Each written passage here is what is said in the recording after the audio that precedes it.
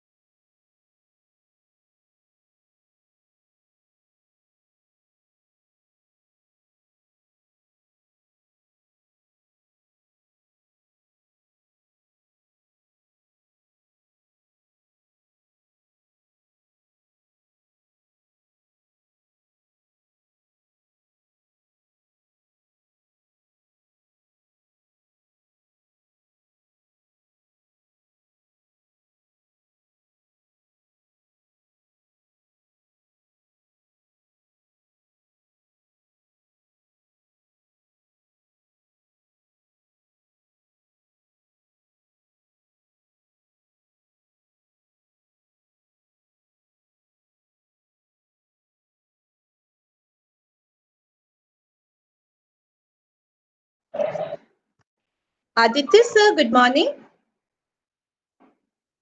Good morning, ma'am. Sir, we are having 140 attendee. So Yeah. can we start, sir? In the meantime, all the other participants will be joining. We already completed our. Sounds good at my end. So let's start. So let's try to stick to the schedule. Thank you, Yes, ma'am. sir. Good morning, dear participant. So we are going to start the day 2 session. So today in the morning half, Dr. Aditya sir will be taking the class. So it will be the continuation of the same class today. Today, there is an important announcement for all of you. From 2:30 to 2:45, we will be having quiz. The quiz will be conducted on Google Quiz. The link will be provided in the Drive link. I request you all to please click your Drive link. All the important information and notifications are already uploaded. The quiz will start at 2 p.m. sharp and will be completed by the quiz will start at 2:30 p.m. sharp and will be completed by 2:45. I request you all to please submit the quiz before 2:45. There is no auto submission option in the quiz. So I request you all to please make sure that you are submitting the quiz before time. The YouTube link is also live. The session is already available in the YouTube channel. Yesterday, the session taken by Professor Ratnajit Bhattacharjee said the presentation slides are already uploaded in the Drive for your reference. So with this, we would welcome Aditya sir. Sir, we request you to please start the session on behalf of E&ICT Academy. Sir, please. Yes, thank you, ma'am. Thank you for all the coordination. So good morning, everyone. And today we will continue our program for demystifying 5G RF ASICs. Yesterday, since it was a long day, the first session Ashish and me took, we kept it relatively short. Today, we will slowly start diving into a bunch of specifics about 5G first, and then with respect to different ASIC components. And then in the next session, actually, Ashish will take the first session for the tool. So hands-on, how do you actually work on the tool with respect to basic building blocks in the tool. So that's the plan for today. And let's see how we progress. So one thing I want to point out is that the pace of this program would get faster and faster as we progress. So try to ask questions and try to catch up every day. So you'll realize that if you don't do things, for example, at least things from the workshop perspective, which Ashish will be holding on different occasions, different tool-based sessions. If you don't follow up on your end, it will become really hard for you to catch up later on. So please try to follow it along as we progress. Otherwise, it will become hard for you to understand things. Now, coming back to the workshop perspective or the program perspective, today's session, what we'll look into is some introduction into 5G MIMO and ASICs. And the agenda for the first half of this talk, first I would like to go into a little detail as to what this MIMO means. So yesterday and in general, people keep hearing this term MIMO. Now, there are other terms which are associated, other specific terminology associated with respect to MIMO and 5G, which is not quite clear to everyone. And it becomes troublesome. To how do we actually, what do people mean when people give different talks? So I would like to clarify certain terminologies first, so that with at least if you're doing this 5G program, then you are able to distinguish between the market when people in the industry, in your academics, in your research, when people talk about these terms, you are actually able to figure out, okay, what they are talking about. Because there are a lot of these terminologies and they are interdependent, but they have their own meaning associated with them. So in that respect, first, I would like to explain few basic terminologies. And these basic terminologies include what does a basic link look like? What do you mean by beamforming? MIMO, massive MIMO, spatial diversity, spatial multiplexing, 3D beamforming, and multi-user MIMO. So these are few terminologies which we would like to go one by one and try to understand. Now, first of all, um, the what do we mean by a basic link? Okay, so let's start with this diagram. So in this diagram, you see there are these four antennas arranged in a given pattern. So this pattern right now means nothing. They can be arranged in any other way, and the how they are arranged depends a lot on the topography of the location, on how what the antenna is, what is the shape of the antenna, what kind of antenna we have, what is the size of the antenna, what frequency band we are working with. So there are all those antenna design considerations which go into the shape, size, placement. What I'm trying to show here is there is a cluster of antennas which is transmitting information. Now, as this information now in the basic link, even for most of the 4G applications, what happens is you have this and they transmit in all directions. So when they transmit in all directions, the energy goes into all directions. Some of the 4G does not do this. Some of the 4G actually directs the energy in a certain direction. But in general, or before 4G, how the communication used to work, they used to disperse the information in all directions. And as the information moved out, the amount of detectable signal, its strength decreased. And by how much it decreased? It decreased by following the Friese equation of Free space. So we will look into how that equation plays into this basic link later on. But the point to understand is if you have a basic link, you send out information in all directions, and then there are receiver antennas at different locations. And based on how far away they are from this transmitter, or let's call it base station, how far they are away from this base station, they receive that much strength of the signal. So for example, some of you might get good reception on your cell phone, some of you might not get good reception on your cell phone. So stuff like that. So that's what we mean when we say a basic link setup. This was, what it used to be. Now, going into what do you mean by beamforming? So what beamforming especially means is, now you have these antennas, say these four antennas at your base station. Okay. Now these four antennas at your base station need to transfer information to this receiver antenna. If you want to transfer this information to this receiver antenna, rather than sending it out in all directions, you try to concentrate and send it specifically in one direction, in the direction of your receiver.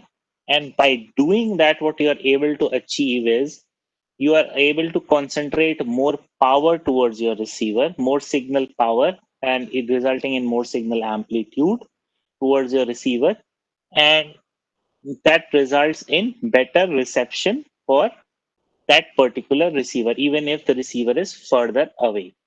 Now, again, here the equations of path loss, Friese equation still holds, but due to the fact that multiple antennas are projecting the power in the same direction and you're creating a beam using them, that lets you travel the information in to a larger distance. Now here again, there are a lot of subtleties as to how you place these transmitter antennas, how far they are supposed to be, what is their size supposed to be, what is this shape of this beam is going to be. There are also side lobes here.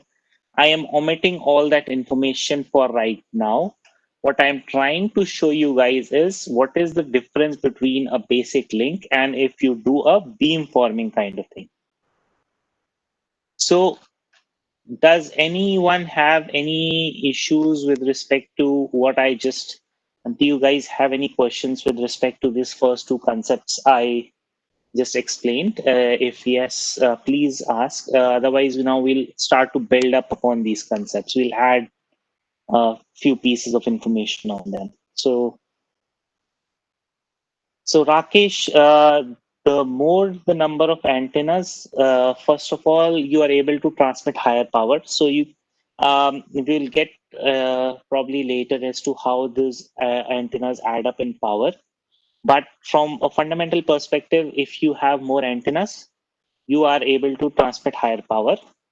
And if the shape and size and direction, how you do of the beam, that also depends on how many antennas you have. So certain beam, how do you shape the beam? That depends on your antenna and how far they are apart, what is their size, and so on. So that's why more antennas, the higher power, specific direction of beam, and leads to better, farther traveling signal.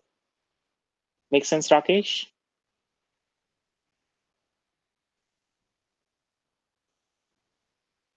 Absolutely. So the issue here is the issue here is if you put more antennas, we are trading off with the amount of distance your signal can traverse with the transmitter side area and power, basically. Okay, so give me 1 second. So how do we dynamically change the direction of beam if user is moving? So Soham, that part of the work goes into the communication algorithm side. There is always an uplink and downlink. So you transmit the information to the receiver, and then receiver transmits certain parts of information to you as well. And what the communication algorithms are able to do is able to track your real-time location and shape and move the beam along with the user. So that part goes into the algorithm side, and right now we are trying to shift the focus of this talk towards the ASIC side. We are trying to build the ASIC components are designed. That is a good question. So yes, so Asif will build into how 5G would need beamforming. So beamforming forms the base of how 5G communication is supposed to take place.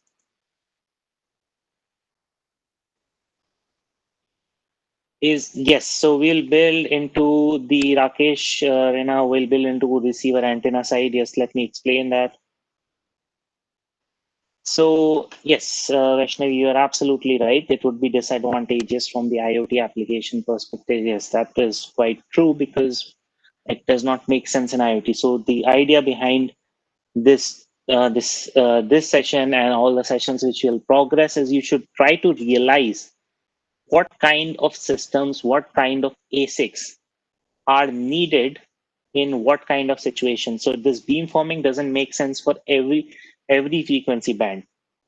So we yesterday a lot of panelists and even me and Ashish would have talked about that 5G exists in different frequency bands, and there is a need of there is a need of there is so there is a need of different kinds of systems designed for different frequency bands, so and application specific. So you don't does not necessarily mean that you do beamforming for all the cases. Okay.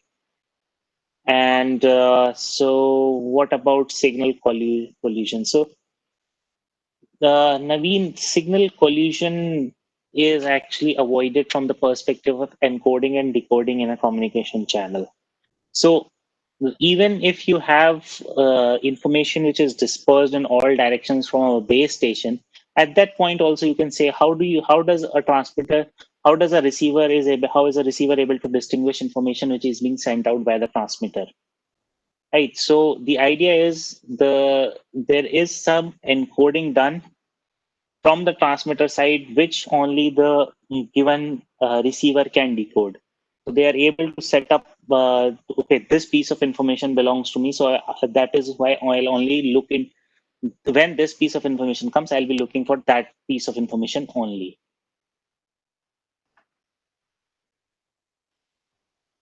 Okay, so I think I answered the basic questions to begin with.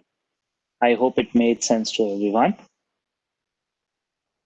Now, adding and building up into these concepts. Okay, building up into these concepts, what do we have next? So from beamforming, what do we, the next concept which came was MIMO. So MIMO is multiple inputs and outputs, or basically there are multiple antennas on the transmit side and there are multiple antennas on the receive side. Now, why do we need such kind of a situation? So for example, these multiple antennas on transmit side can be from a base station, and they form a beam and send information to the receiver side. And on the receiver side, you have for example, your cell phone, which have multiple antennas as well. Now, why would you need multiple antennas on your receive side? And I think I already alluded to this answer. Can someone in the listeners tell me why would you need multiple antennas on the receiver side? Anyone cares to answer?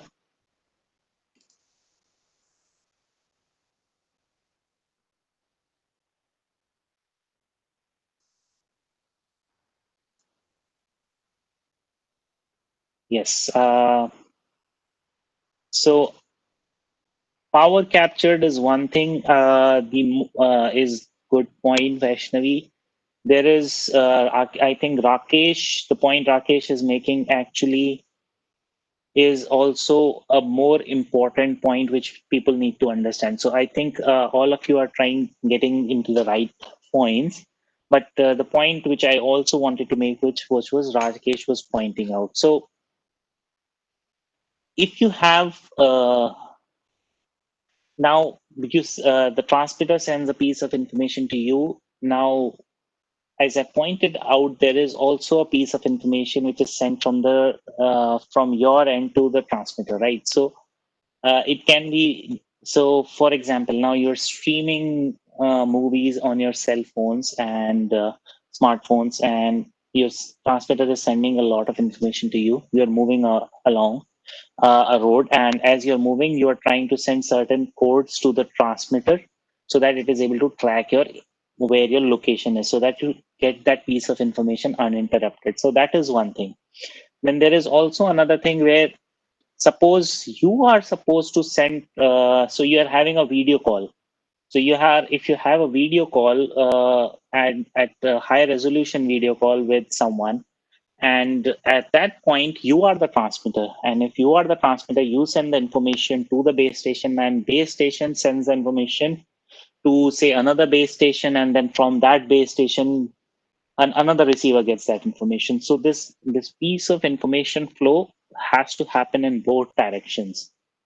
So as we build up, if there is a requirement of more antennas from the transmitter side, there is also a requirement for more antennas from the receiver side. Okay. So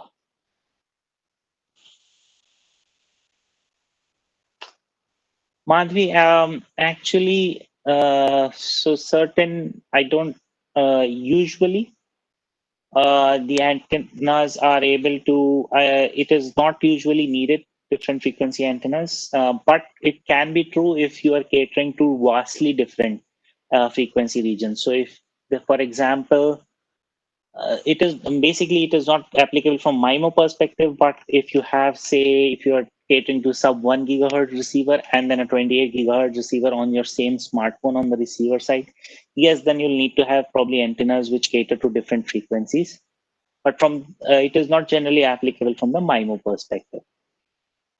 Okay, so that is from building up. Now, what did we build up? We built up to MIMO, right?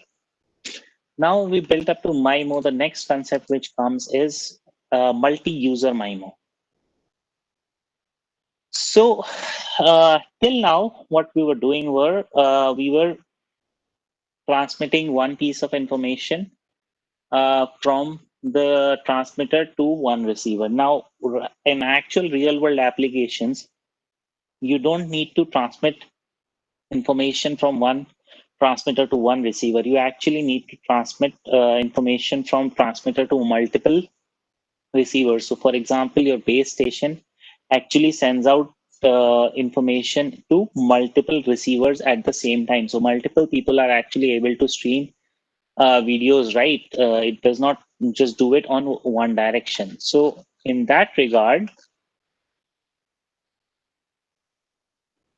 we come into the perspective of multi-user MIMO. So same array of antennas is able to create beams in different directions. And when you create beams in different directions, you're able to cater to different receivers at the same time. Now, here I have put just one antenna for the receiver. Of course, if you have a MIMO kind of situation, your receivers might have multiple antennas as well, depending on the need. Okay, so that is building up from my. So what did we start with? We started with the basic link. We went into the concept of beamforming. From beamforming, we understood what a MIMO means. From a MIMO, we understood what a multi-user MIMO means. Now, from the next thing which it builds it up is to massive MIMO. So basically, as you would realize as you progress through this, as you'll progress through this course, that if you have high frequency communication. So communication, say in the regions of 28 gigahertz.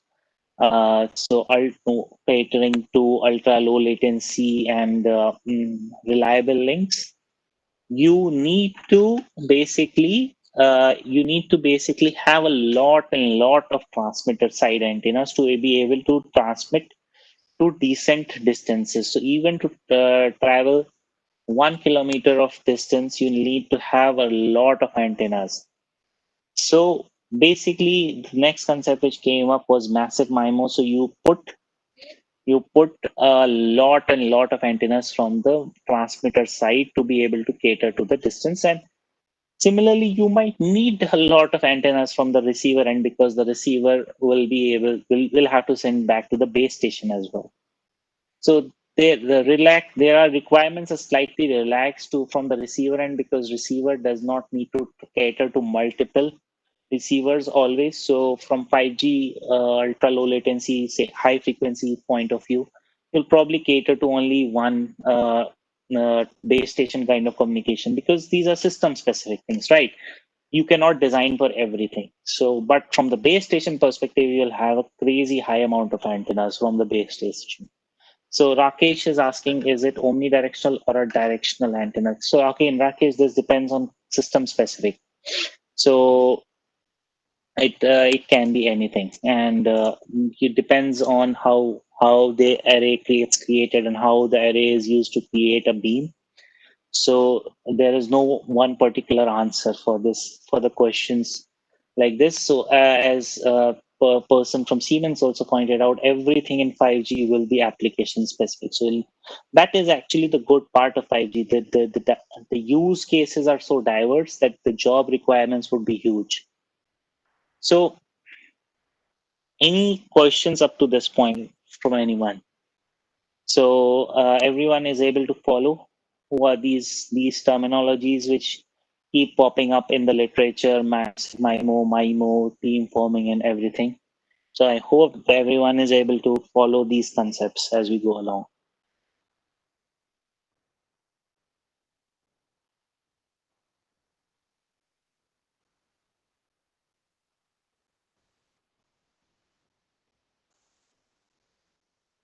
Okay.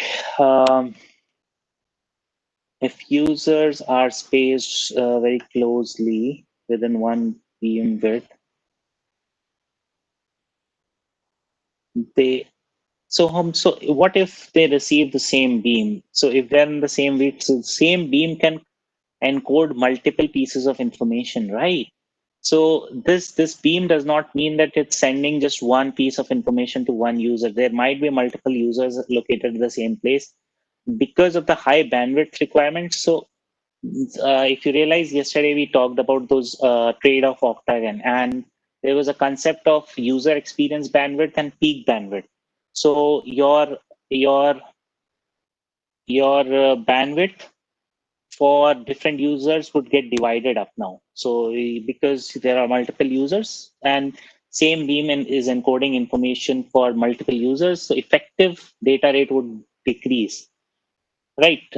So if you are the only user, then uh, what if you are the only user, then you'll experience higher data rates. So you experience this even in a basic link like the Wi-Fi, right? So in your house, if you're the only user, then you get probably higher speeds. And if there are 100 people streaming videos in your house, then you'll probably not get good speeds. Beamforming is not clear. Okay.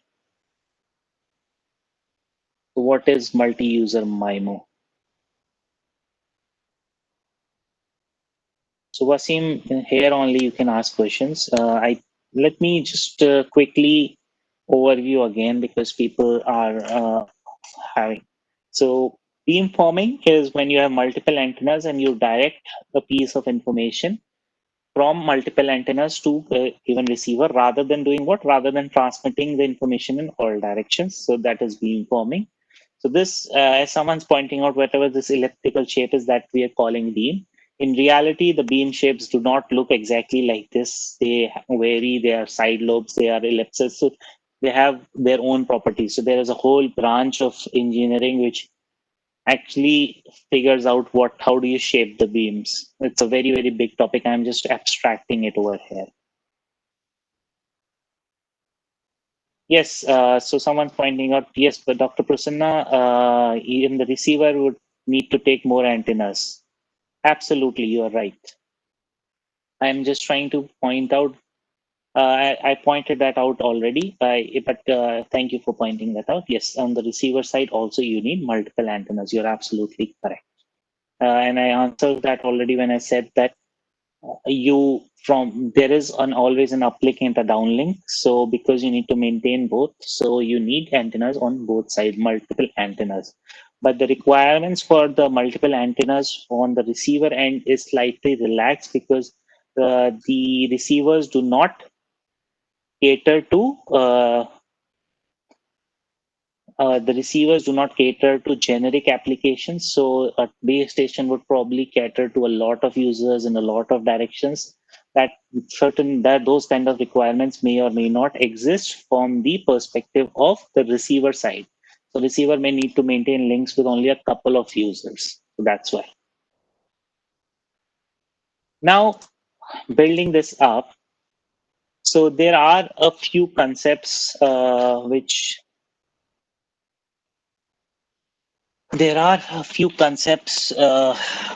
come when we have the concept of 5G, MIMOs, beamforming, and I wanted to bring those up. So the first one is spatial diversity. Now, when you have multiple paths, so what do we mean by paths, for example, right now? So you have this yellow box on the left.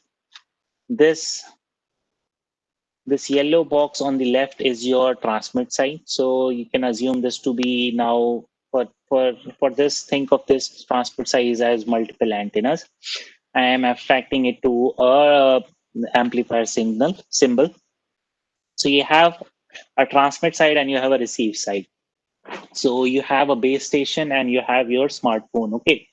So information is coming from your base station to your smartphone, and no, there may or may not exist direct line of sight.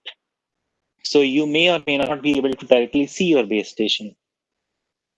So for example, even if you're able to see your base station directly, so if you have a direct line of sight like air between your transmitter and receiver, what will happen is there are also multiple buildings, multiple reflection sources. So different frequency spectrums reflect differently. And but pretty much all communication algorithms make use of the fact that how do we actually that their different sources, different objects on the path will reflect the waves, and they will all eventually reach the receiver. So yesterday, Mr. Harry from Siemens was pointing out that if you have a, an industry environment or a factory environment where you are setting up the 5G for massive machine type communication, then you would need to map that factory environment very well. That the reason is because if there is a communication channel between two objects, so there will be reflections. And how do you account for those reflections? So to account for those reflections, you will need to know how much the reflection would happen, and based on that reflection, how much power would the receiver receive. So things like those need to get figured out. Now, if once you know that you have reflections, once you know that you have reflections, you can actually send same piece of data across multiple paths. So there is a transmitter and then there is a receiver, and you can send you can encode same piece of information in multiple beams going into different directions. One of the beam reaches directly, the other beams reflect and reach the receiver. So by doing this, by encoding it in multiple beams, same piece of information, you are able to actually encode more data. So you are able to, encode the same data in multiple paths, and you are able to make the receiver reliably receive that piece of information. Okay, so that was with respect to the spatial diversity. Does everyone get this? Everyone following with me?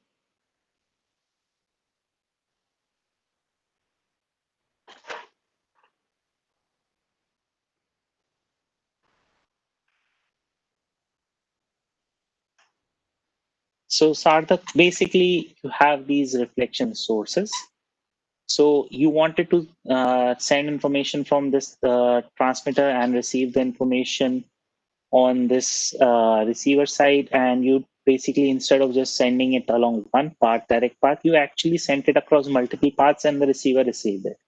But then absolutely there will be delays associated, and that is why you need to actually map your environment well to be able to accommodate for those delays. So that all goes into the communication algorithm side. That is why designing of those communication algorithms is such a difficult task. And if you'll realize this, if you do research in communication algorithm side, that as the frequency increases, it is harder and harder to create those algorithms. So there are a lot of effects which come up.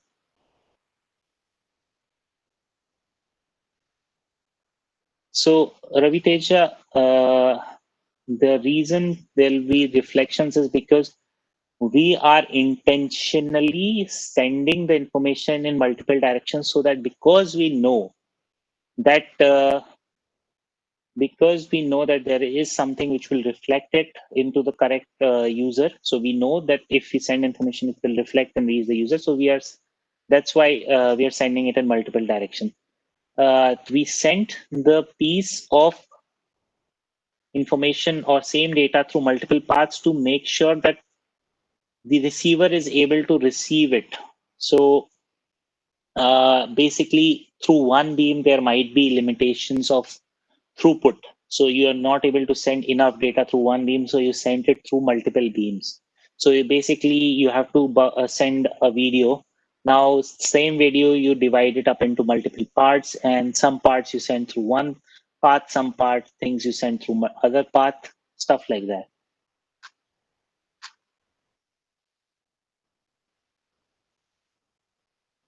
How do we ensure reflected signals are in phase with?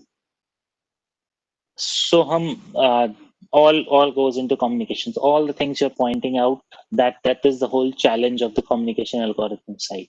So I'm not diving into the details. I'm saying communication algorithms because that is not the perspective we'll trying to build up into the ASIC perspective today. But all your points are valid basically.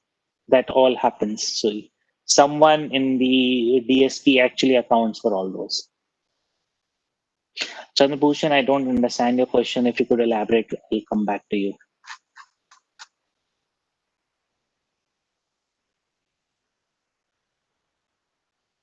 Dr. Prasanna, you are right.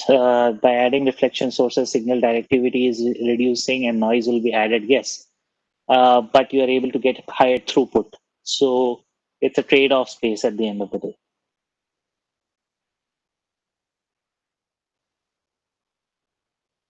Binay, it depends. So I'm not saying it. It's a case by case basis. You have the option of doing this. Okay. So if your receiver is overloaded, obviously you cannot send that information. Okay. So the next concept which gets frequently used is the concept of spatial multiplexing. So spatial multiplexing, what it means is it is equivalent to pipelining. So if someone is from VLSI background, they would realize this as you pipeline the data in VLSI. So what you do is you send certain, so first part of information goes in one clock cycle, second part of information goes in the second clock cycle, and so your overall latency increases, but your throughput is high. So you pass the information in multiple chunks and through different paths. So here the way you are multiplexing is through space. So certain chunks of information you are sending directly, certain chunks of information you are sending through a reflection source, certain other chunks you are sending through another reflection source. So you are effectively pipelining the data. So by pipelining the data, you are effectively able to get higher throughput. So this is from diversity perspective. So diversity is you send the same information and the receiver is able to, you get basically better reception. Effectively, if your communication algorithms are written well enough, you will be able to get better reception. So if your direct line of sight path is not able to give you good enough signal power, by sending it through multiple paths, you are able to get a decent received power at the receiver. Now, the other thing is you divided your information into multiple chunks and you send those in chunks through different paths. By doing that, you are able to multiplex the information in time and space actually, because you are sending the information through multiple paths. And by doing that, you are able to do a spatial multiplexing and improve your throughput. So effective use of pipeline is always to improve the throughput.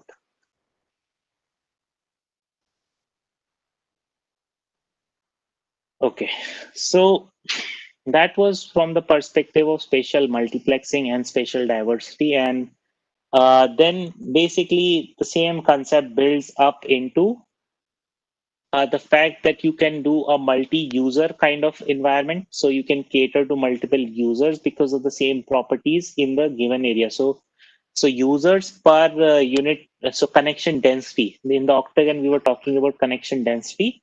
That also improves basically because of the same properties.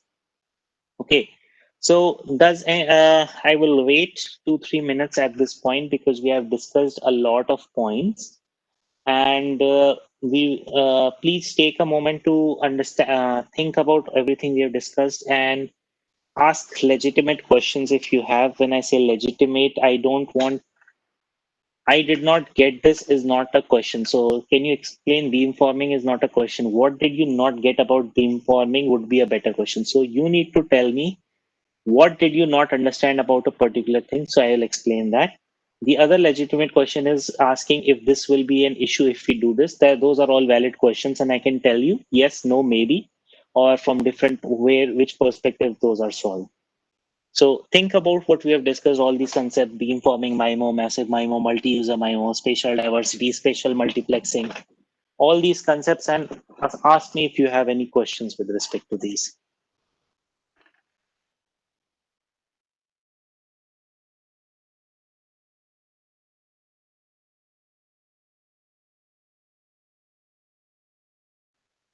Any questions? I'll wait another minute in the Q&A section. Okay, what about the number of RF chain requirements?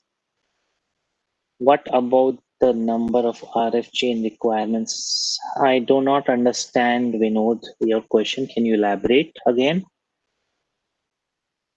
Spatial multiply. Yes, so there is always a trade-off. Vaishnavi, it may or may not decrease reliability, but it will increase reliability concerns for sure. So can you explain spatial multiplexing again? So let me try to see. So let's see. So take an example of a video you are buffering. So you have, say your video is 30 seconds long, and there are three paths here between the transmitter and the receiver. So you send the first 10 seconds through direct line of sight, the next 10 seconds through one reflection path, and the next 10 seconds through another reflection path, but you transmit them all simultaneously, and you encode it in a way that receiver is able to figure out, okay, what piece of information comes first, then second, then third. So you are multiplexing the information in space by dividing it up and sending it all together, basically. That's what we mean by spatial multiplexing.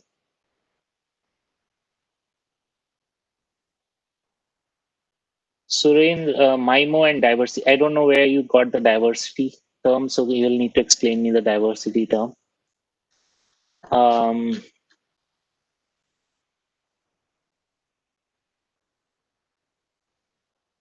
So beamforming is effectively used to transmit the information to a larger distance. Data rate is a different concept. Data rate is actually dependent on what is your bandwidth, and bandwidth is dependent on what is your center frequency. So some parts of this link budget we'll look into in this session itself next, basically. Does spatial multiplex, and okay, this one is done. How do you decide what's...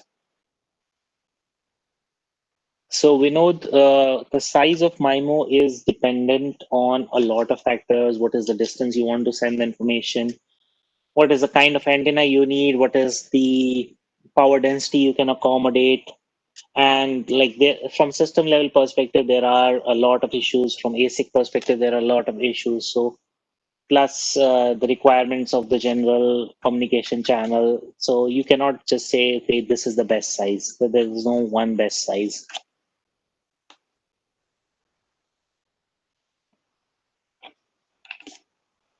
By using, okay, receiver sensitivity, let me see. Okay, how do we decide out of 10 hardware how much to... Okay, this is not... How much spatial multiplexing latency will be reduced? Okay, this, let me start from receiver sensitivity should be more if we use only spatial multiplexing, more when you go through. Yes, so pretty much everything you are pointing out are true. So all these questions are largely, everything is true. And a communication algorithms person tries to account for all of these, which will be the type of channel like scattered model, Rayleigh model. So depends what is the use case. So everything you guys are talking about comes from the perspective of digital signal processing for higher frequency communication channels. So these are all communication engineering questions, and they're all valid questions, but we'll try to not dive into specifics for these, at least in today's session. But your concerns are all valid. That's why 5G is a challenging field, and that's why there are so many job requirements here. So going into the next So what did we specifically achieve by doing all this? So Vijay will go into the, basically there is no device. An array of antennas leads to beamforming basically. How they're shaped and what is their spatial distribution leads to a given beamform, and what is the amplitude and phase of the signals in them. So we'll touch into this briefly. So what did we achieve with all this? We achieved increased network capacity, so data volume to the given user, and the maximum users in a certain area was improved. We improved coverage, so we were able to get uniform across experience. So by experience, we mean by, because we shaped the beam to reach larger distance, the fact that as we move further out, your intensity of the signal or the power of the signal was deteriorating really badly. We fixed that. And then effectively improving the user experience based on all those. Okay.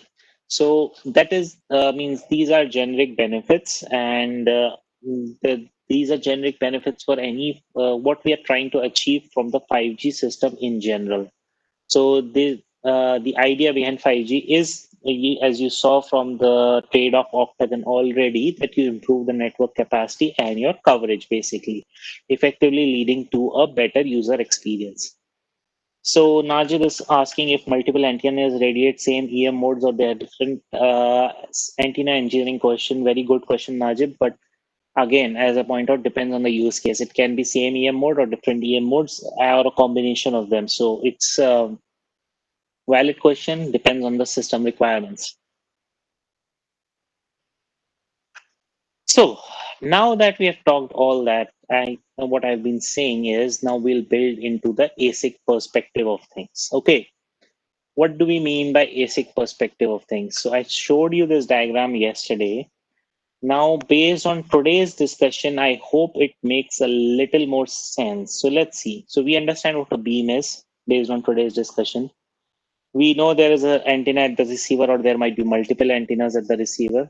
So I am right now only saying that this is the receiver, this is the transmitter. So a transmitter also can have a receiver, and this receiver can also have a transmitter. So I'm only talking about single side communication. I'm not talking about a duplex communication. Okay.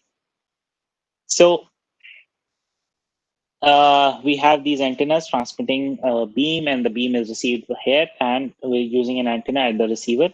And the first thing at the receiver which typically exists is an LNA. There is actually a SAW filter, surface acoustic wave filter, before it to reject the out of channel noise, which I have not pointed out here. It's a micromechanical filter, MEMS kind of a filter. And I know there are different ways you can design it basically, but it exists. I've ignored that for this requirement because that is not implemented at the ASIC level.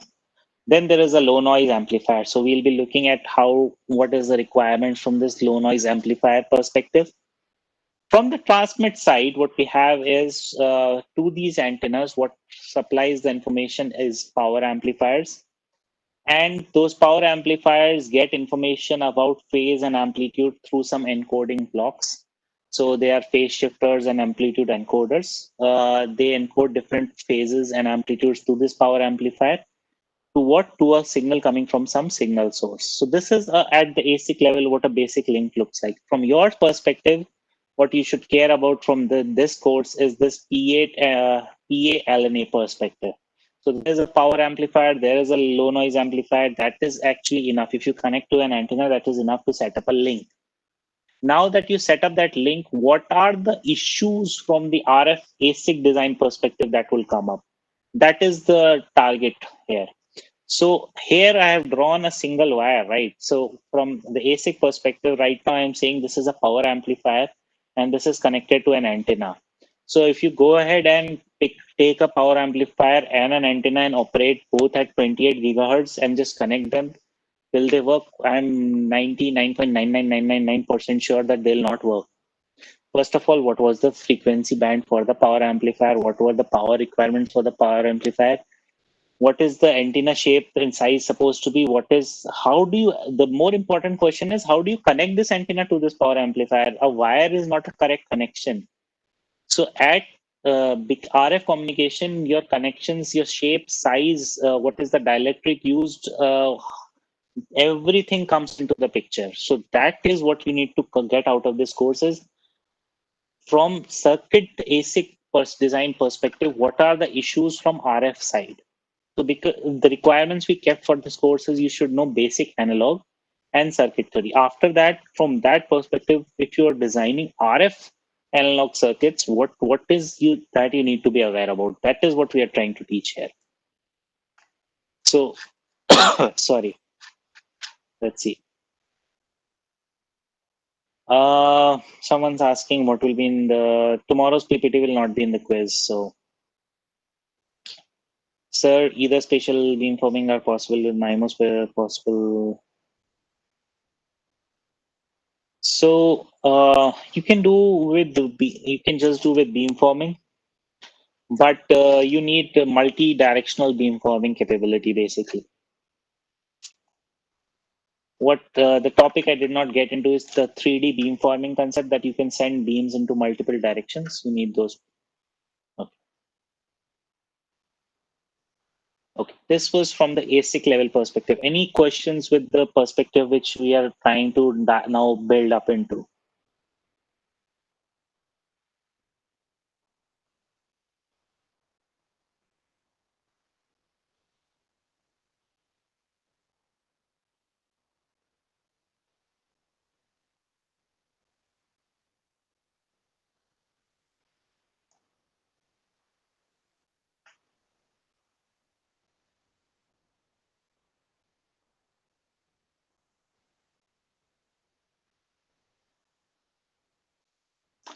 So Bhushan, beam width is also dependent on your antenna shape, size, distribution, and a lot of things. So maybe narrow width, maybe not. With narrow, there is a trade-off between how far you want your signal to traverse and all those things. So that is again dependent on the system requirements.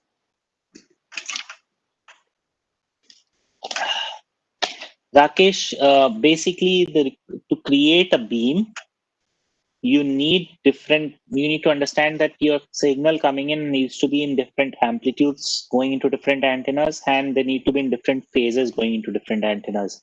That is the requirement of the phase and amplitude block. Shanthamni Sundrajan, basically this is, I've put a very generic diagram here, and the different use case diagrams was already explained by Dr. Ratnajit Bhattacharya yesterday. So this is a very generic diagram which brings about the ASIC requirements. From system specific requirements, application specific requirements, there are multiple iterations of these possible. What comes first, what comes after. What I'm trying to point out here is basically from the circuit design perspective, what are the major components and what will be the issues which come up when we design those RF ASIC components basically. Najib, no, software design radio is not necessary component. You can actually do a 5G without it. It is it is been actively researched into one of the components. Okay, so now, let's see. So we said we have a link, right? We have a link. Now the question is basically how do we actually come up with the different ASIC requirements for this link? Okay, so what do I mean by first of all, how do we come up with requirements for this link? So we had LNA at the receiver, we had an antenna before it, we had power amps at the transmitter, we had antennas after them. Okay, so we have all these ASIC components, but from the system perspective, someone has to come up with the requirements for these specific things. So how do we come up with a requirement that what kind of a PA we need to design, what kind of loss needs to be in the antenna, what kind of LNA we need to design, and all those things. Okay. So there are certain equations which try to give you a rough estimate for these things. So these are called link budget equations. these equations are very generic equations which give you a first order approximation. So all the other communication related concepts like multipath and interaction interference, intersymbol interference, all those things are not actually covered. These are to be used to get a generic first order ballpark number. Okay, that is the only requirement for these link budget kind of equations. Now, with respect to this, what we have is, let's start with the first one. Okay, the first one says that the received power is equal to transmitted power plus gain minus loss. So I think you guys are able to understand this first one at least. So what you will receive is what you transmit plus whatever gain you put on that minus whatever loss it will have. Okay, now the next one is the noise floor. So what is the noise floor? So noise floor is used for us to determine what is the minimum signal we can detect. So if you see in the next equation, there is a term called MDS. So this is minimum detectable signal for the receiver. So this noise floor is used for us to determine this. So noise floor plus the signal to noise ratio for the receiver gives you the minimum detectable signal in our case. So basically signal to noise ratio is determined by how you design your ASIC. So this, when we dive into the LNA ASIC side, we will talk about this again. To get a given receiver for a given minimum detectable signal, you need its signal to noise ratio and the noise floor. How do you come up with the noise floor? Noise floor is not, so it is dependent on your ASIC side, and also it is dependent on basically physics. So noise floor is comprised of your thermal noise, so KT noise, plus your ASIC noise figure, plus it depends on your signal bandwidth. So if you have a signal of 10 megahertz bandwidth centered at 1.8 gigahertz, it will have less noise floor compared to if you have 100 megahertz signal. So depends on the noise floor basically. So bandwidth results in a given noise floor. So noise floor leads to minimum detectable signal at the receiver side. The received power, this first equation is now broken down into the equation in this form. The received power is the sum of transmitted power plus the antenna gain minus the transmission line losses minus the path losses minus the other miscellaneous losses plus the antenna gain minus the receiver losses of the coax. So basically what we are saying is whatever you send plus gain minus loss is the receive power. What is the minimum receive power you need is determined by this minimum detectable signal. So how to understand this better, let us take one example before we go into some questions about this. Okay. So let's see. First of all, I want to, before we take an example, I want to give you few equations for the channel side. So we talked about the channel loss. So channel loss is generally computed using Free's equation, and it is given by 20 log 10 of 4 pi distance by wavelength. So effectively it says the larger the distance you have, higher the loss. And mind you, it is in the log scale, so it is high. And if you have larger frequency or smaller wavelength, is larger frequency is equivalent to saying smaller wavelength, you have higher loss as well. So basically path loss, if you now put it into some log scale equations with respect to frequency and distance, comes down to this minus 25.55 dB plus 20 log 10, log base 10 of frequency in megahertz plus 20 log 10 of distance in meters. So this is the path loss equation. So we will use this equation to actually come up with our system requirements for our ASIC design. Next, thing which you should keep in mind is, even though this path loss equations exist, there is another thing which exists on top of it. What is another thing which exists on top of it is, suppose you are sending information across free space, across air, okay? Now you're sending information across your air, and if you decide to send, say, what is the frequency here at 30 gigahertz, there'll be another loss component associated with that, which is different from Free's basic physics equations. So that is because of absorption of these millimeter waves, due to these molecules present in the air. So these molecules, basically, you can understand that they oscillate. There is inherent oscillations in them, and because of those inherent oscillations, they absorb these millimeter waves.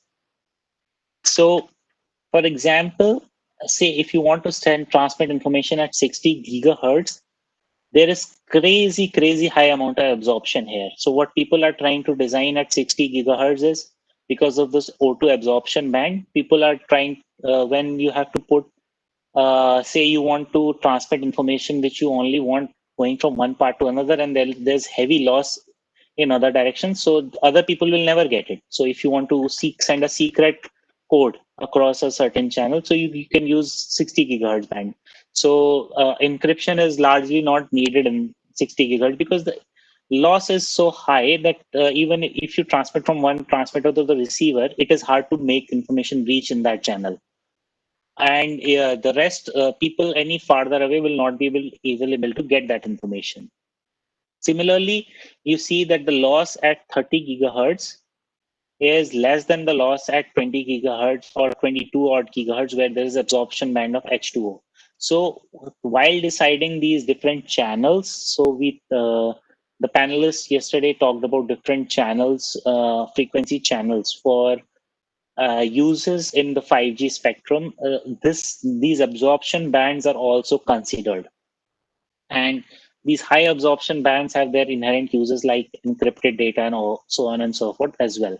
From 5G perspective, our bands are either in this lower frequency region or after this 25 gigahertz, after this H2O absorption band, but before this O2 absorption band.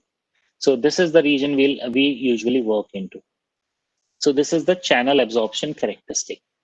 Now that we have all this piece of information, okay, let me first, wait, before I take an example, let me see if people have questions. So noise figure is default, or it depends? Noise figure, Vijay, noise figure is dependent on your receiver LNA design. And so when Ashish talks about the receiver LNA side, he will dive into those specifications. I'll today give you a general idea about the rough expected numbers of it. Okay. I'll wait for questions before I go into an example. And after example also, obviously, I'll take questions.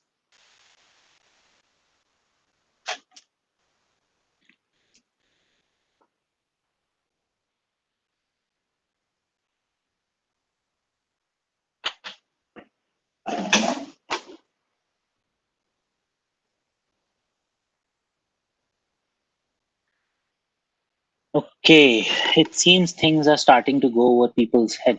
Questions are decreasing. Okay. There are 288 people here, and I see only 3 or 4 people usually ask questions. Saptarshi is asking, in low frequencies, do we take into account the flicker noise due to? Yes, we do. Usually, when you do analog design, those low frequencies are cut off using some kind of a high pass filter, basically. Low frequency noise basically gets. Um, I'll not get into how exactly that they get filtered out using different mechanisms, but yes, those are taken into account. Okay, so Padma is saying we are following nicely. Okay, that is good to know. Okay, so let's follow up with an example. Okay, so an example for this would be, let's start from the receive side calculations. Okay, so let's make some fundamental assumptions. So we say our center frequency is 28 gigahertz and our bandwidth is 100 megahertz. And the way the LNA or the receive side channel would get designed is you'll get a noise figure of 2 dB. So we are working on basic rough approximate numbers here. Okay, we are trying to see whether if we establish a certain channel, whether it will even work or not. So that is what we are trying to figure out. So based on the equations we discussed earlier, our noise floor would come out to be minus 92 dBm. So how does it come out? That thermal noise for room temperature means it's very well known that it comes down to minus 174 dBm. We added the noise figure plus the plus the bandwidth part of 10 to the power 6 times 100 megahertz. It gave us minus 92 dBm. We said that the SNR requirements we have are 10 dB. And because of the 10 dB requirements, our minimum detectable signal came to be minus 82 dBm. Okay, so we have this RX side calculation, which is saying that you need to provide us with at least minus 82 dBm of power for us to be able to clearly distinguish what you are sending. If you cannot provide us with minus 82 dBm of power, we will not be able to figure out what the hell you sent to us, basically. Now let's see how do we come up with numbers for the transmit side from this. So we coming back to this diagram at around 28 gigahertz at sea level, we'll see that there is around 0.1 dB per kilometer of loss. Okay, so we'll take a rough number here, 0.1 dB per kilometer for transmit side absorption loss. Okay. Now coming back to the channel calculations. For the channel calculations, let's see the center frequency is 28 gigahertz. Let's see if we can actually transmit 10 kilometer. Okay, we are trying to get numbers here. So as an engineer, you should actually try to talk in terms of numbers. So the point of these calculations are when you speak certain numbers, they should not be absurd numbers from engineer's perspective. Always talk in quantitative terms. So quantitatively, we are saying that path loss due to absorption because we are talking 0.1 dB per kilometer. So it becomes a dB of absorption loss. Now the cable losses on both sides, TX and RX, let's assume them to be 1 dB. We have very good cables which are connecting the antennas to different sources. And for right now, let's assume that the antenna gain is 0 dB on both sides. Okay, let's start with this basic assumption. Now, the path loss equation, what it says was it's minus 27.55 plus the frequency term plus the distance term. From that, this is the freeze equation, path loss. So the path loss comes to be 236.55 dB. And if I add the rest of the losses, the total loss for 10 kilometer of transmission is roughly 240 dBs. So this is log scale, everyone. You'll let me try to give you a magnitude of how big this number is. Okay, let's try to come up with a transmit side calculations, and you'll realize how big this number is. So what we said was our minimum detectable signal at the RX was what? Minus 82 dBm. Our minimum detectable signal at RX is equal to TX power plus gain minus loss, effectively. So our TX power has to be minimum detectable signal plus at RX minus gain plus loss. So which leads to a number of 158 dBm. So from the transmit side, we need to send 158 dBm of power to be able to distinguish the signal clearly at the receiver for the given receiver and channel specifications for our given center frequency and for our given bandwidth, right? Put it in perspective, everyone, how big this number is. A 10 dBm is 10 milliwatts, but 100 dBm is these many zeros milliwatt. You can calculate this, goes into the basically exponential scale. So I think there are 10 zeros in there. So it's a huge number. So before I dive into what will be the repercussions of such huge number and what can we actually trade off wise, what can we trade off to actually achieve this or achieve some kind of a link. If anyone has any questions with respect to these basic things, please ask me. Okay, let's see.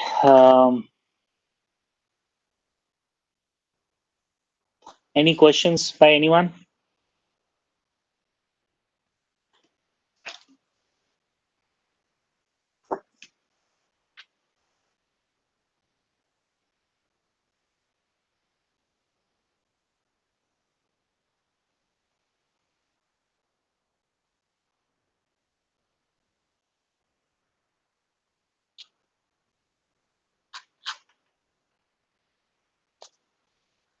Uh, DB DB is basically there is a difference between DB and DBM, Lavanya. So DBM is basically calculation of DB with respect to milliwatts. So DB is just a relative term. So DB is you are calculating within a log scale related to something, but DBM is the same thing with respect to milliwatts. So and from power terms, you should understand from DBM. DB is just a decibel scale. That in the log 10 scale, what is the magnitude basically? But DBM is in power terms.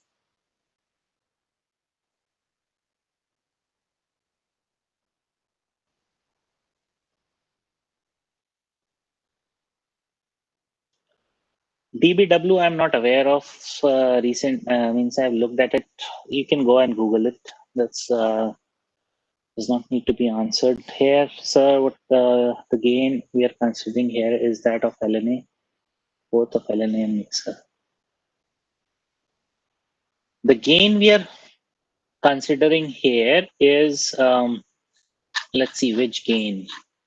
First of all, okay, the gain I'm talking about here is from the transmit side, basically.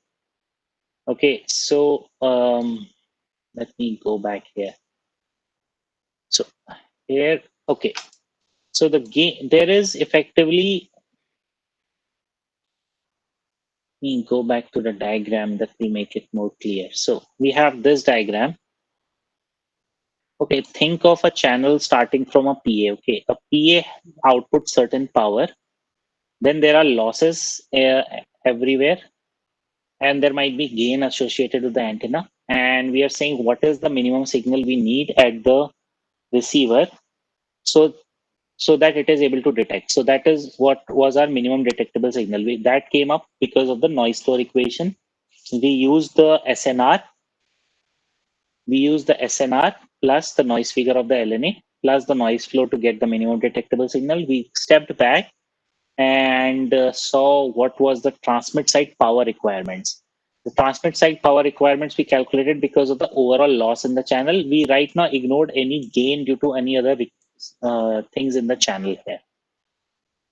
So I hope that answered your question. The specific LNA, PA, gain, what are the requirements? We'll build up into those basically. We have not went into those. These are system gains and requirements. Okay. Is it possible to achieve such? Rakesh, yes, that's what I'll try to build into. So it is possible, and so there are issues with come up with it basically.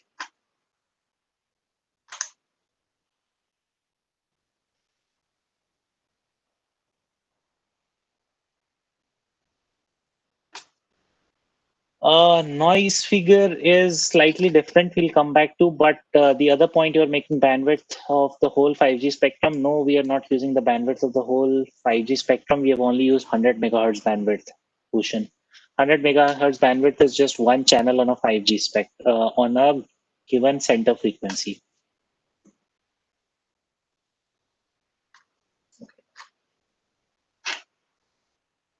Okay, so I think that answered mostly everyone's doubts.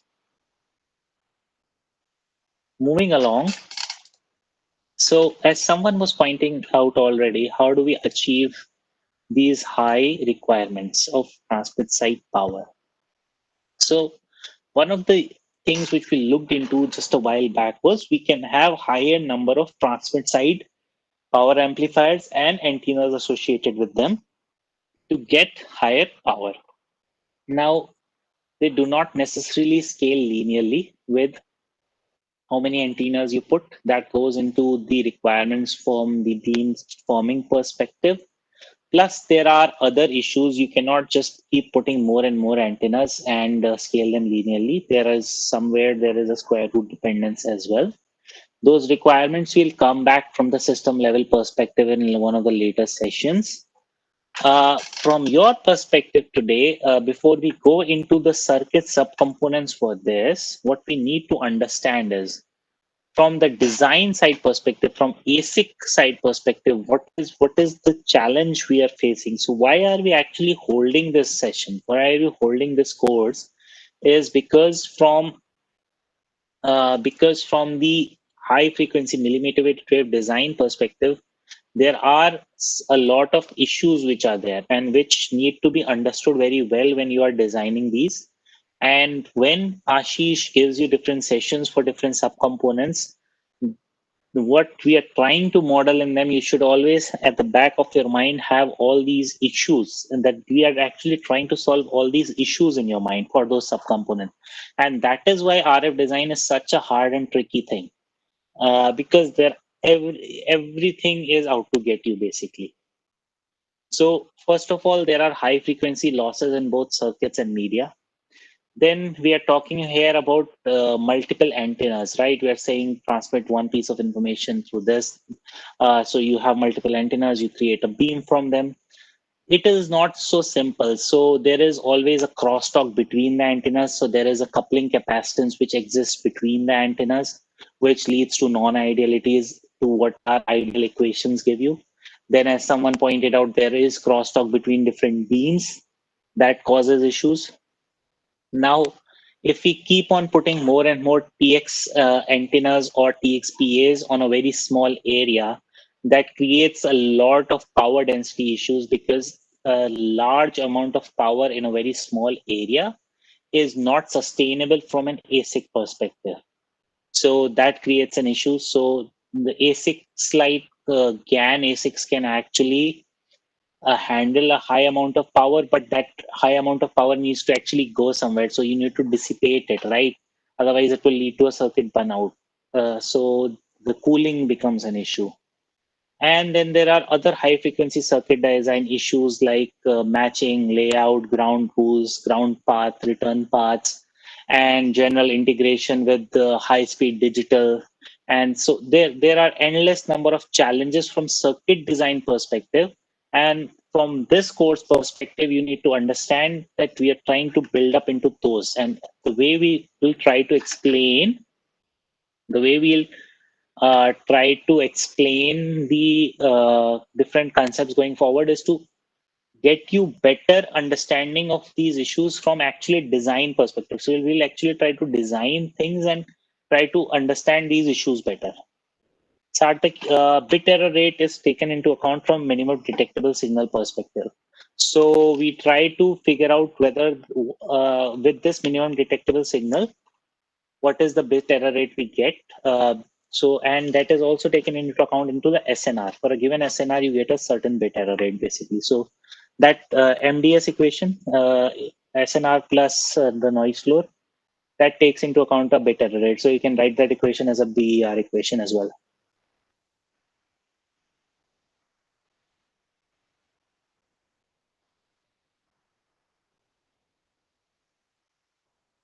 Okay. So basically, building up into all this, what are the effective ASIC components we need, or we are going to look into, which are necessary for this TX RX system, for a 5G system, and the issues, the major issues which come up.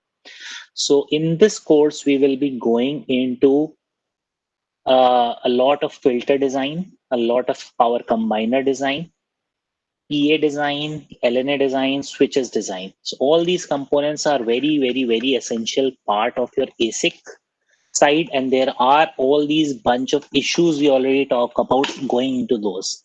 So you need to understand the design of these components from the fundamentals and actually design them from the fundamentals from RF issues side.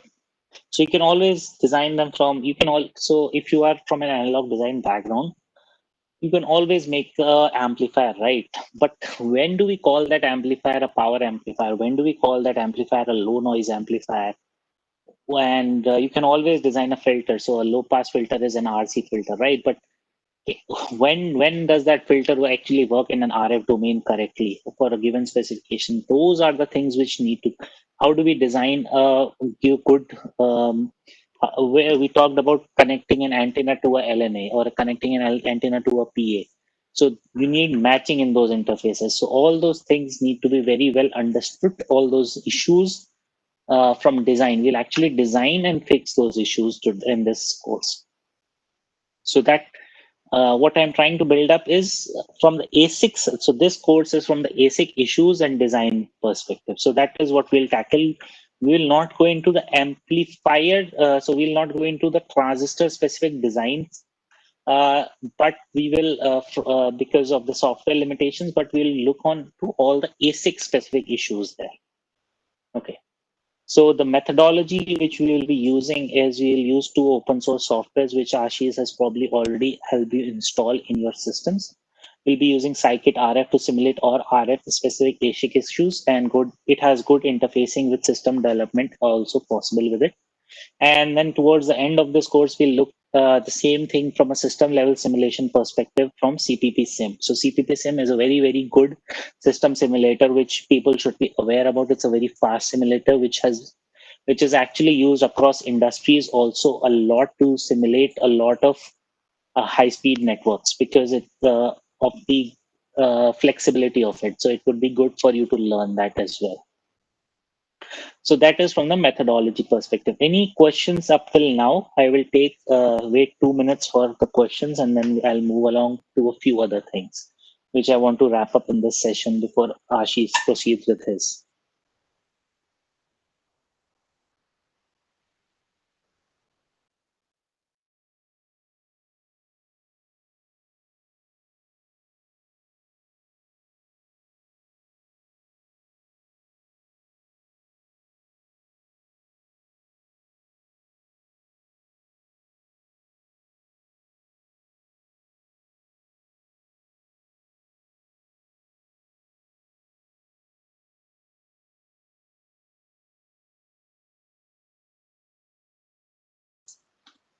Soham, that's a very, very good question. There is no solution to it.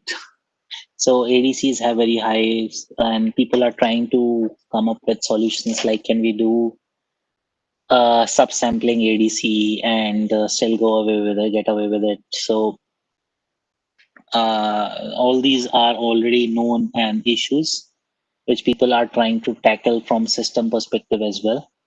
So the ADC perspective we'll not get into in this course because we wanted to keep an RF perspective on this. So Sudhir, these two are open source tools which are actually made by not in India, but you can work on these tools and make your own if you feel like.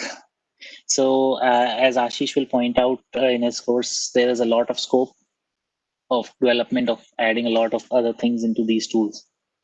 So you can make your own.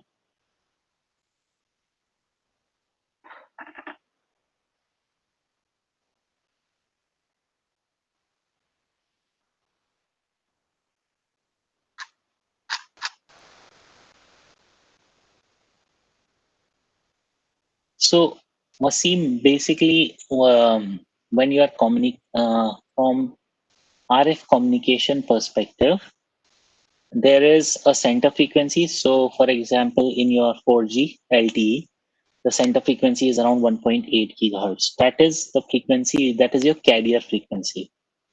Now that carrier frequency is modulated by a signal. From communication side, you should understand the term modulation. So the frequency of that modulating signal, what is the frequency by which you are changing that, you add information on top of that. So that is your bandwidth. So typically the bandwidth for LTE is like 10 gigahertz on one side. So uh, going into 5G at 28 gigahertz, it will be a couple of hundred megahertz. So the bandwidth is what you add on top of your carrier. Carrier is what is actually transmitted. So carrier plus a modulated signal what goes out, and then at the receiver end, it removes the carrier and takes the base signal. And base signal has a given frequency. So for example, in LTE that is 10. In our case, it was 100 megahertz.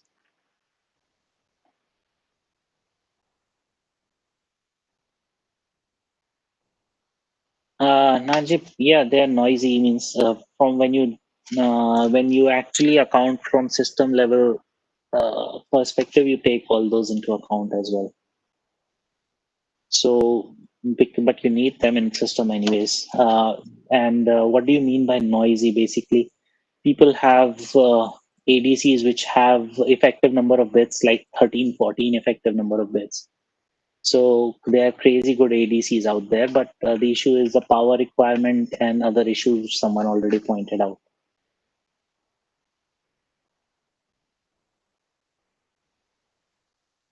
There's a trade-off space always which we need to be aware about. So what in that trade-off space, what can we do? That is what you need to understand from as an engineer.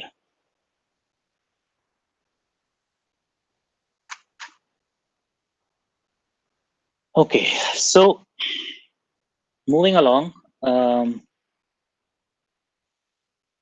let's see. Okay, moving along. That was from the methodology perspective. I just wanted to recap again, where do we use 5G? As I pointed out, we used it in the enhancement of mobile broadband, in massive machine type communication, and in ultra reliable and low latency communication. So I will go fast with this slide because I've already discussed it yesterday. The reason I brought up this slide again is I wanted to, before I wrap up today's session, I wanted to give you a perspective of why this course is very important for you guys and why you should be trying to learn the 5G ASIC side. Why is it so important from research, from jobs, from students' perspective? Why is it so valuable? So all these three application spaces we already have.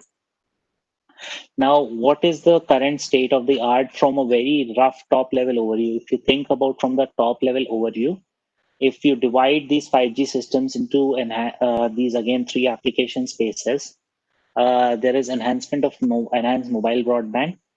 There is a lot of development done by major companies in the sub 6 gigahertz band already for this. So there is good progress from ASIC design perspective, from system perspective, which has already been done. There are issues which are being tackled from communication engineering perspective in this area. But a large part of research has happened and it is continuing to happen in this area. So there is scope of development in this. From massive machine type communication, because it requires heavy connection density, there is a lot of system level work which has to be done. And there is hardware. So because hardware from ASIC side perspective, basic perspective, it already exists. The large part of these connections would be in sub 1 gigahertz domain.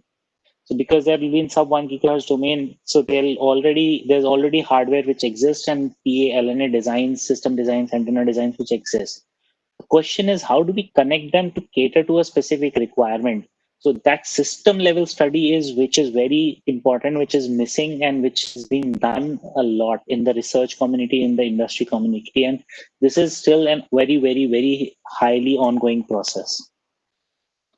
Now coming to the ultra reliable and low latency kind of application, this is technically supposed to use the 28 gigahertz band or the associated bands in that region. And the IP development in this area is still an open game. So if, for example, as from India perspective, if you want to catch up and do research, and if you want to do IP development, ASIC development, this is where we should technically target, and as whether you are a student, whether you are a researcher, or whether you are in industry, targeting IPs in this area is what is going to set us apart, basically, because this is an open game. No one has done this, so there is still very research oriented IPs which are getting developed here. There is no actual product based IP. So or if even if there is a product based IP, there are very few. So because of that very few, the market is very hot and market is very open, and that is why the job requirements are highly there. So that I just wanted to give you a perspective of state of the art with respect to the application space. Next thing I wanted to quickly point out is for what are the typical. So Ashish will go into the details for the state of the art in his course. So coming back to the question at what kind of IPs at this 28 gigahertz can we design for 27, 28 gigahertz, whatever band you want to pick for this ultra low latency. So for example, if you want to target a CMOS technology, so here Mr. Surinder yesterday of SCL already gave you an overview of what different technologies can or are likely to be used for. But I'll just give you an example what can be an expected outcome from a CMOS. Then you can, based on different technologies, you can change it accordingly. So for example, if you're targeting like a CMOS power amplifier in 27 gigahertz domain, your bandwidth would roughly be in 100 megahertz. You can expect a gain of 12 dB and with a certain gain flatness. And then there are these terms of P1 dB, PAE, power added efficiency, output and input return loss, IMD point, third order. So all these points, all these specifications Ashish will get into. So I'm trying to put it from now going into the ASIC design perspective. So when we actually design these ASICs, we'll try to see how can we achieve all these requirements. Based on these requirements, we get a certain gain. And based on that gain, we now go and see from the system perspective whether that lets us achieve our system level requirements, which we got from the link budget, right? So this is for this I'm talking about the open hot market of this 28 gigahertz IP design. Similarly, for the low noise amplifier side, you can expect a gain of certain 10 dBs with a certain gain flatness and certain noise figure. So I'm just trying to give you rough numbers. So from CMOS perspective, you can achieve these numbers. For other technologies, you can achieve other numbers. But by the end of this course, you should be when we talk about these numbers, they should all make sense to you. So you should be able to, okay, so for this, what is the trade-off space? So if we increase the gain, will our noise figure go bad? Whether our gain flatness will go bad, or whether our output input return loss will go bad? You should be able to answer all these questions. So what is the trade-off space from the ASIC design perspective? That is what we should be very clear about, because all these now specification terms lead to certain other issues from the system level side as well.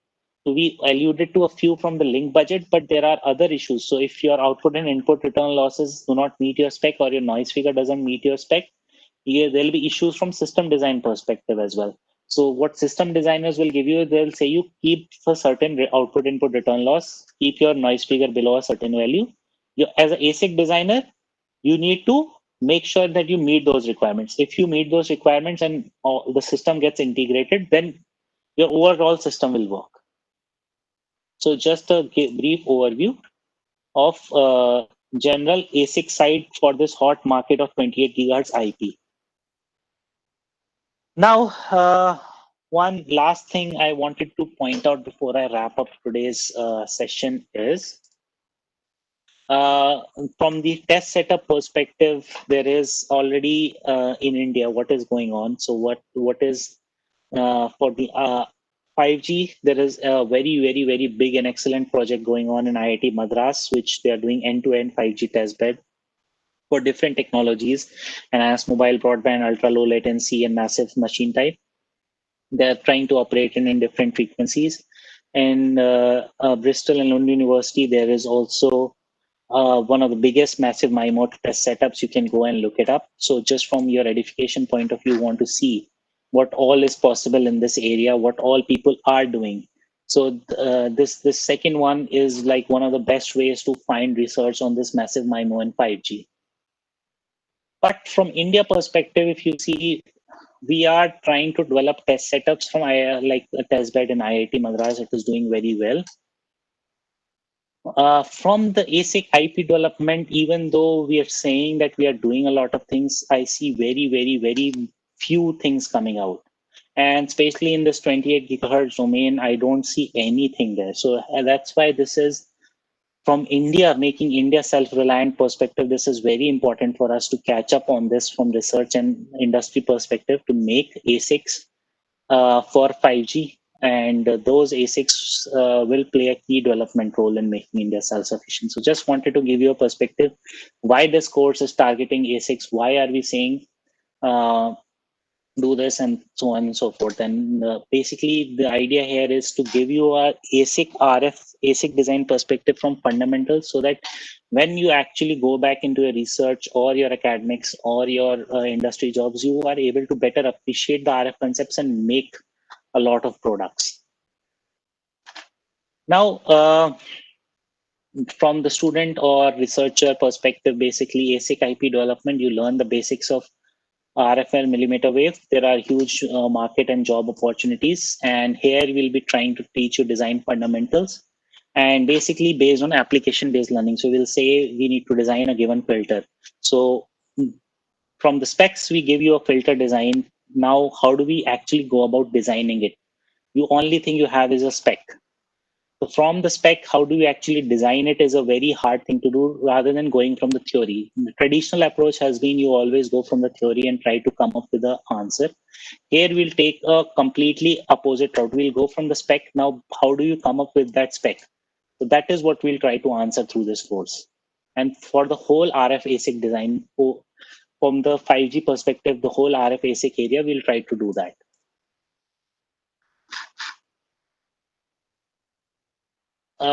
So 60 gigahertz also the issues remain the similar. It's not like if you learn the issues here, the specifications we'll give here are targeted on the 5G space, but the RF fundamentals we'll discuss here are applicable to 60 gigahertz as well.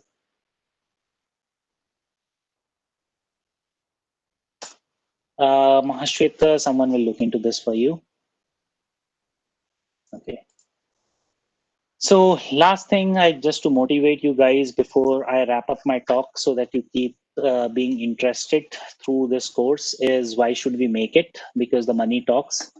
5G is going to be $1 trillion market with its applications in everywhere from public safety, healthcare, automotive, financial, public transport, and so on and so forth. Every area will have 5G applications. So the job requirements are going to be huge. Whether you are a communication engineer, whether you are an ASIC engineer, whether you are a systems engineer, everything will need a 5G perspective to it. And whether you are in as a researcher or a student or an industry person, there is no means now is the right time to learn about 5G as much as possible. So Naveen, frequency ranges for 5G is from below 1 gigahertz to I think 40 odd gigahertz. So this was pointed out by yesterday's panelist already, so I did not put out this frequency range question. Now, another study, if you look at this IHS market study, you'll see this says that by 2030, the key point here is this by 2035, the 5G will enable 13.2 trillion. So guys, please understand how big this number is. 13.2 trillion is a huge number. So to put it in perspective, India is, I think, a $2 trillion economy. So $13.2 trillion global sales by 2035. It's a huge number which 5G is expected to open up. So this market, please learn it sooner than later, these courses, these concepts, so that you are able to tap into this market.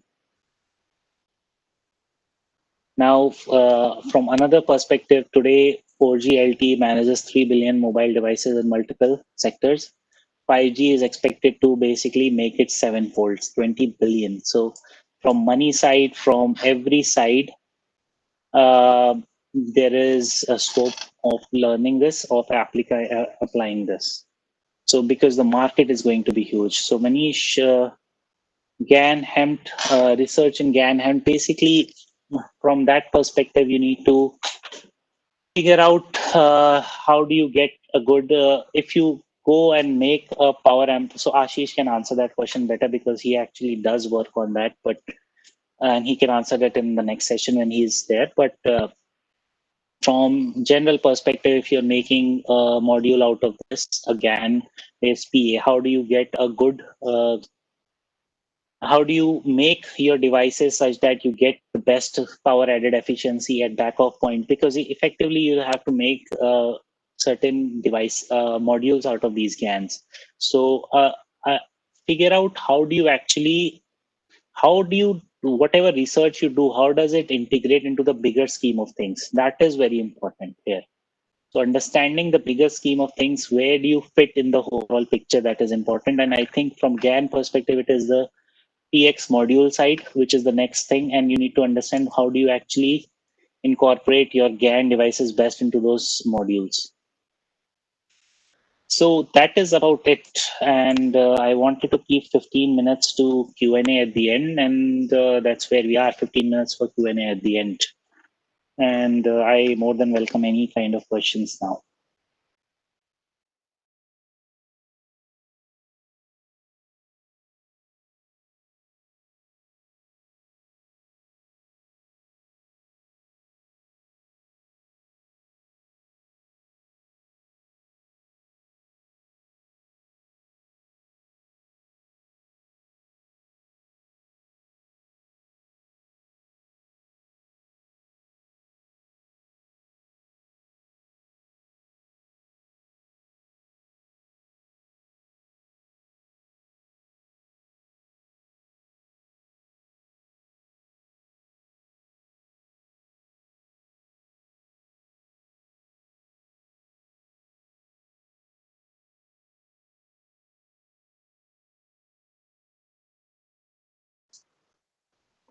So Soham, that depends on how you design it. So there, the bandwidth requirements are not huge. You can transmit smaller amount of information. You can transmit them slowly.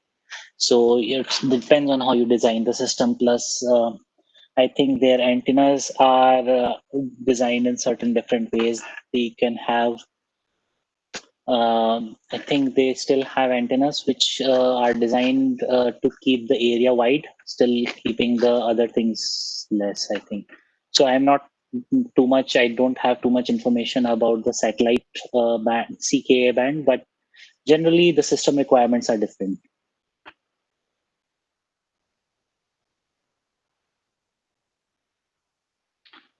Manish, let me take a rain check on that question because it's a better question to ask to Ashish since he's a researcher absolutely in that area. If Ashish, do you exist in this call today? Yes, but I'm not able to see the question. Can So you just read it out? what are main figure of merits for analyzing the performance of GAN HEMT as a power amplifier or an LNA? Basically, what he's trying to ask is how can he make a GAN HEMT better so that they work better as a power amplifier or an LNA? So what can someone do better in a GAN HEMT to make it as a better to be used it as a better power amplifier? Okay, so uh, this is basically the question related to device characteristics. So okay, so for Yes, I device think so. Ganham device characteristics are basically like what is the breakdown voltage you can achieve from a Ganham device. First of all, that will define how much voltage you can apply. That will directly defines that how much power you can extract from a Ganham device. So first of all, the breakdown voltage you should it should be like it should be as much as possible. And in today's scenario, with the 0.25 micron technology, the foundries are able to achieve around 150 volt of breakdown voltage, so that we apply around 50 volts drain voltage on gallium. Okay, so the other factor is the mobility, or we what I can say is the basically electron mobility. GaN HEMT is basically electron mobility transistor.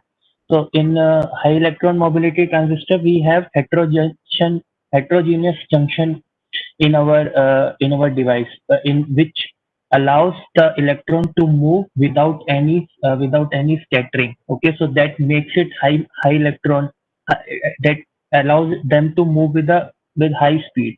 Okay, so it attains a high mobility and a good saturation velocity, so that it can be used for higher frequencies.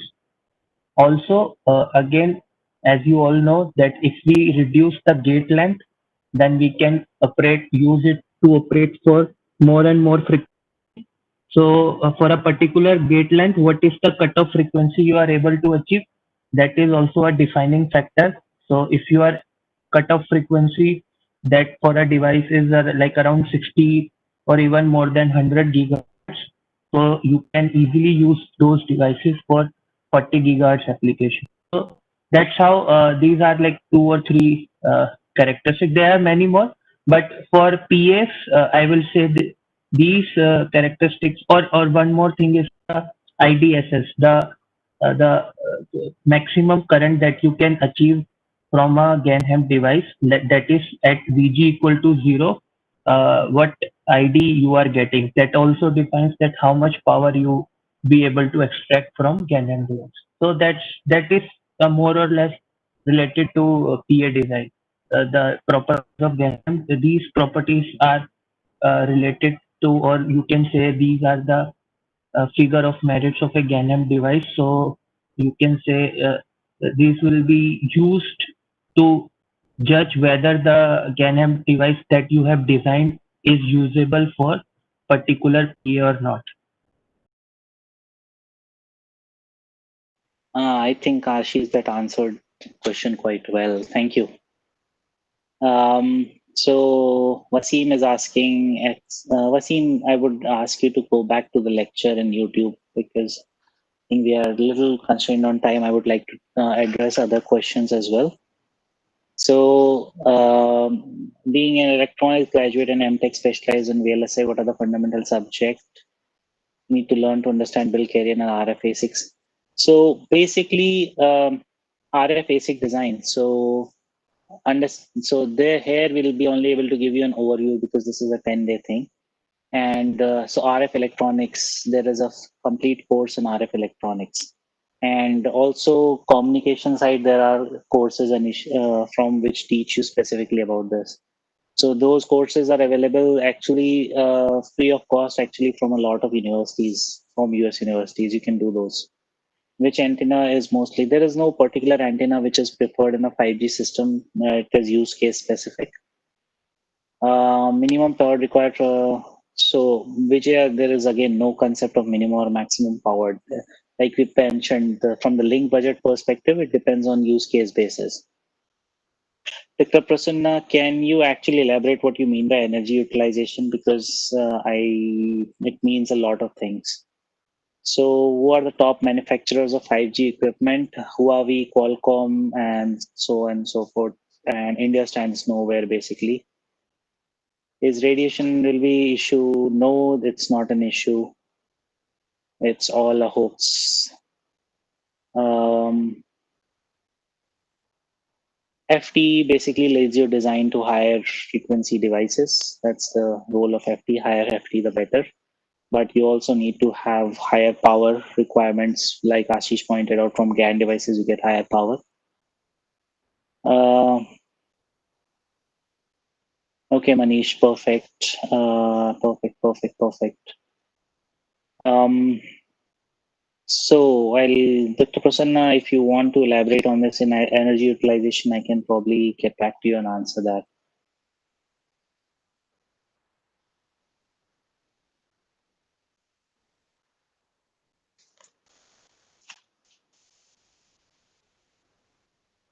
Any other questions, everyone?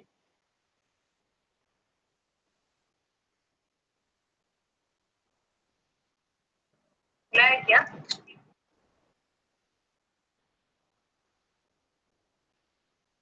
Sarah, no. So we already discussed this, right? The reflections are actually used to, so they create obstacles, obviously, but people try to map out the environment and use those reflections to actually create the communication protocol so that you're able to use those reflections effectively. So the communication doesn't need to be line of sight always.